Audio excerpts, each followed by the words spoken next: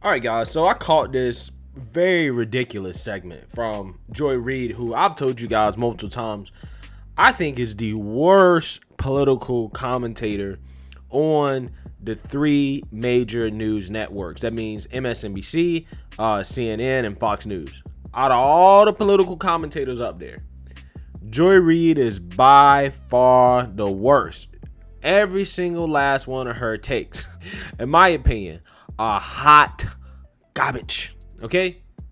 I don't understand how she is getting paid. I guess she's getting paid over $1 million a year to do this. I really don't.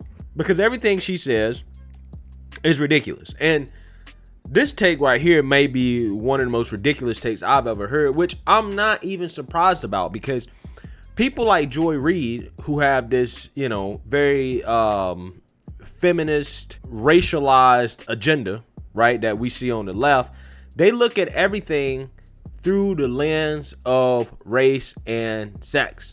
Okay? That's how they look at everything.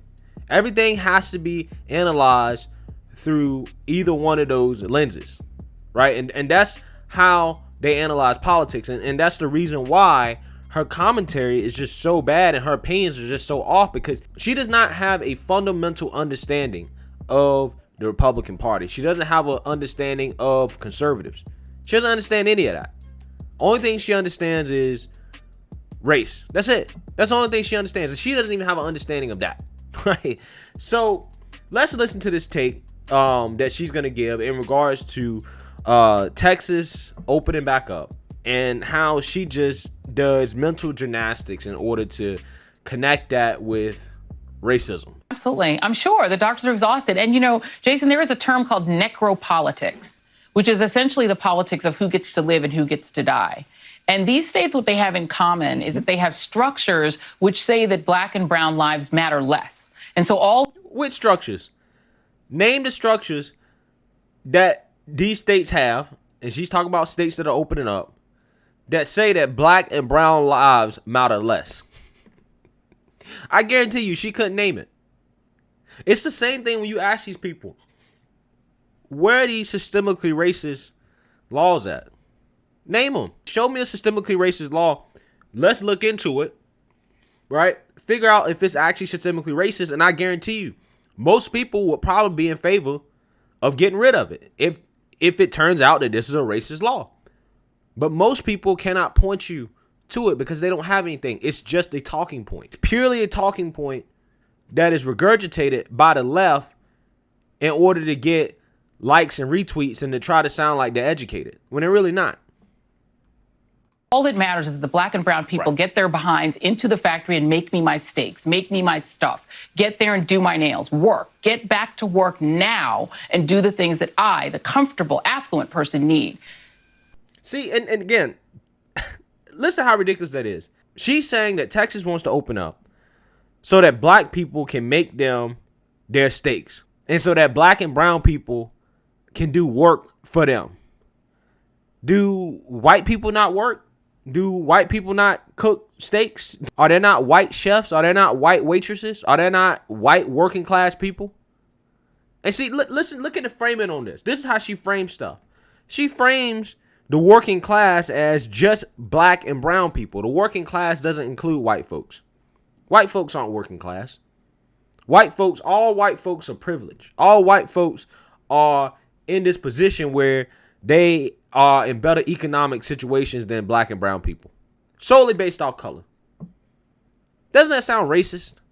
Right? But nobody ever accuses Joy Reid of being a racist because she's black. Right? And apparently if you're black, you can't be racist, according to these people. When Joy Reid says racist things on a day-to-day basis, right? Because that to me sounded very racist. Again, it just goes to show how much of a fundamental misunderstanding that she has with how conservatives think.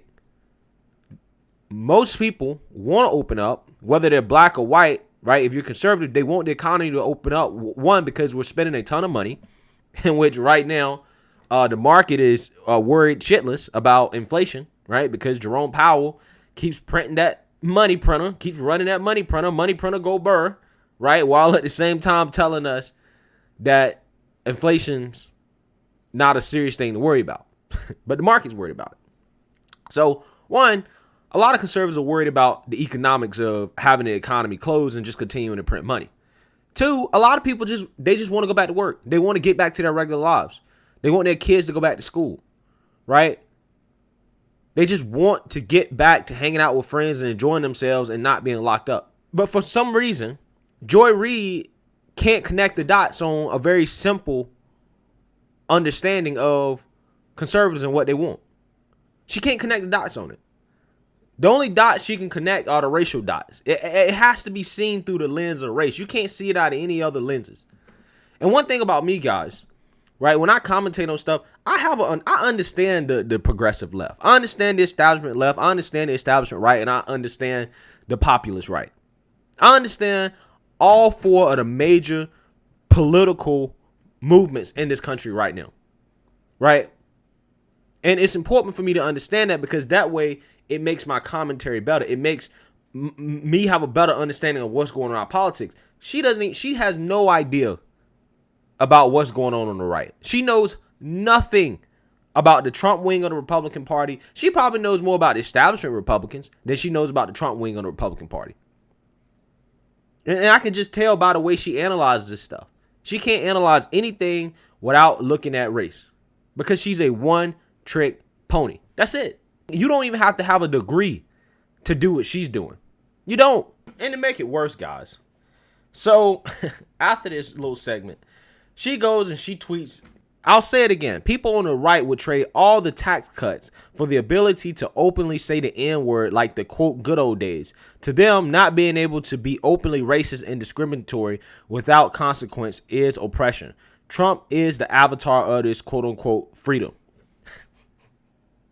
So at first she says states like Texas want to open up so black folks can start cooking them steaks again. That wasn't bad enough.